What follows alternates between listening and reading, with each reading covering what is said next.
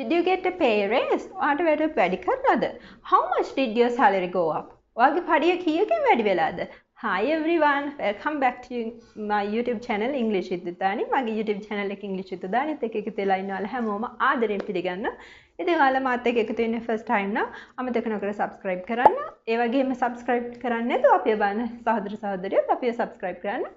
ඒ වගේම like කරන්න, comment කරන්න, share කරන්න ඔයාලගේ යාළුවොත් එක්ක. හරි. අපි අද හදන්නේ salary එක ගැන vocabulary ඒ වගේම important phrases ඉගෙන ගන්න. ඉතින් අපි අද පටන් ගමු. ඉතින් මේ දවස්වල රජය එයාලගේ අලුත් වැටුප් ප්‍රතිපත්ති ප්‍රකාශයට පත් කරලා තියෙනවා නේද? අපි කොහොමද කියන්නේ? The government announced the new salary policy. රජය විසින් එයාලගේ අලුත් වැටුප් ප්‍රතිපත්ති ප්‍රකාශයට පත් කරලා තියෙනවා. රජය තීරණය කරලා තියෙනවා රාජ්‍ය සේවකයන්ගේ වැටුප් වැඩි කරන්නනේ.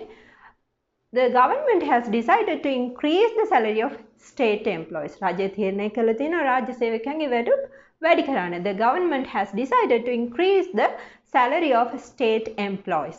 State employees කියනවා අපි රාජ්‍ය සේවකයන්ට.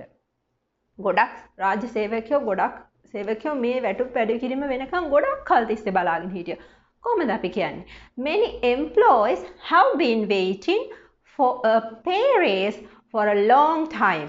මේ වැටුප් වැඩි කිරීමක් වෙනකන් රාජ්‍ය සේවකයෝ ගොඩක් කල් බලන් හිටියා. හරි.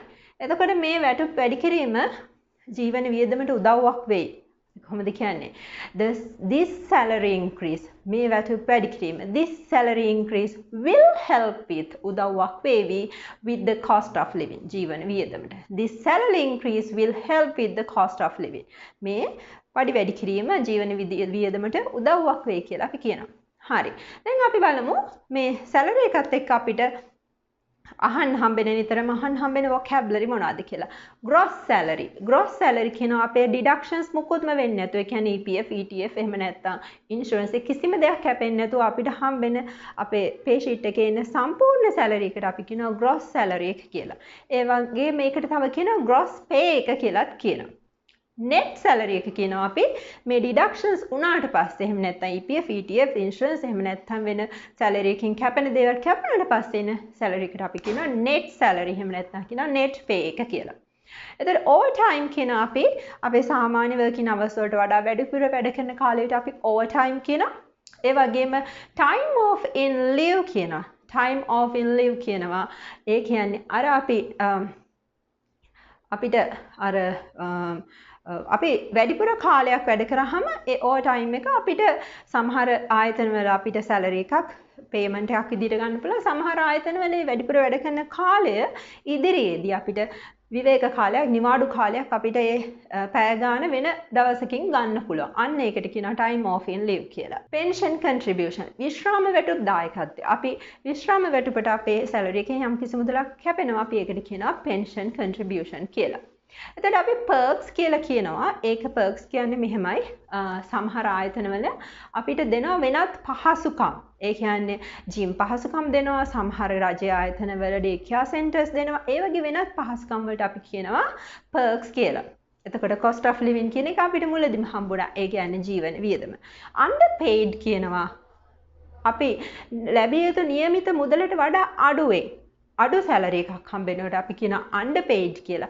well paid කියනවා අපිට ගෙවිය යුතු නියමිත ගාණ, හරිම ගාණ අපිට හොඳට ගෙවනවා නම් අපි ඒකට well paid කියනවා.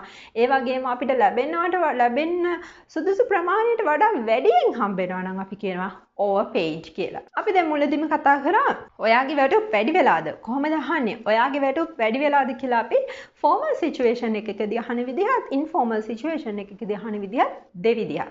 අපි formal situation එකකදී ඔයාගේ වැටුප් වැඩි වෙලාද කියලා අහනවා. අපෝ පඩි වැඩි වෙලාද? පඩිය කීයද කියලා අහන එක නම් හොඳ නෑනේ. ඒ වුණාට අපි ඉගෙන ගමු කොහොමද අහන්නේ කියලා. හරි. Formal situation එකකදී අපි අහනවා has your salary increased? Has your salary increased? ආගේ පඩි වැඩි වෙලාද? අපිට මේක තව විදිහකට අහන්න පුළුවන්. Have you received a salary increase? Have you received a salary increase? ආගේ පඩිය වැඩි වෙලාද? Has there been a raise in your salary? ආගේ පඩිය වැඩි වෙලාද? Has there been a raise in your salary? ආගේ පඩි වැඩිවීමක් තියනවද කියලා වගේ අදහසින් තමයි අපි එහෙම අහන්නේ. අපි මේක informal situation එකකදී අපිට අහන්න පුළුවන්. Did you get a pay raise? Did you get a pay raise? Has your pay gone up? ඔයාගේ පඩිය වැඩි වෙලාද? Has your pay gone up? Another way you can ask, did they increase your salary? ඔවුන් ඔයාගේ පඩිය වැඩි කළාද? Did they increase your salary? හරි දැන් අපි අහමු ඔයාගේ වැටුප කීයකින් වැඩි වුණාද කියලා. අපි මුලදීම ඇහුවානේ. අපි බලමු මේක formal situation එකකදී කොහොමද ඔයාගේ පඩිය කීයකින් වැඩි වුණාද කියලා අහන්නේ. By how much has your salary increased? By how much has your salary increased? ඔයාගේ පඩිය කීයකින් වැඩි වුණාද? Another way you can ask, what is the amount of your salary increment? ඔයාගේ පඩිය වැඩි වෙච්ච ප්‍රමාණය මොකීයද? What is the amount? මොකක්ද කොච්චර ප්‍රමාණකින්ද of your salary increment? ඔයාගේ පඩිය වැඩි වෙලා තියෙන්නේ කොච්චර ප්‍රමාණකින්ද? Informal situation එකකදී ඔයාලට පුළුවන් මෙහෙම අහන්න, how much did your salary go up? How much did your salary go up? ඔයාගේ පඩිය කීයකින් වැඩි වුණාද? යාළුවෙක්ගෙන් අහනවානේ. අපි conversation එකක් අපි office එකකදී දැන් salary වැඩි වෙනකොට අහන ඔයාගේ පඩිය කීයකින් වැඩි වෙලාද? ඔයාගේ පඩිය මගේ පඩිය නම් මෙච්චරයි කියලා කියනවානේ. අන්න ඒ වෙලාවට තමයි අපිට මේ වගේ phrases ඕනි වෙන්නේ. How much more are you getting paid now? දැන් ඔයාලට තිබුණාට වඩා කීයක් වැඩිපුර ගෙවනවද අපි අහනවා. How much more are you getting paid now? දැන් ඔයාලට තිබුණාට වඩා කීයකින් දැන් වැඩිපුර ගෙවනවද?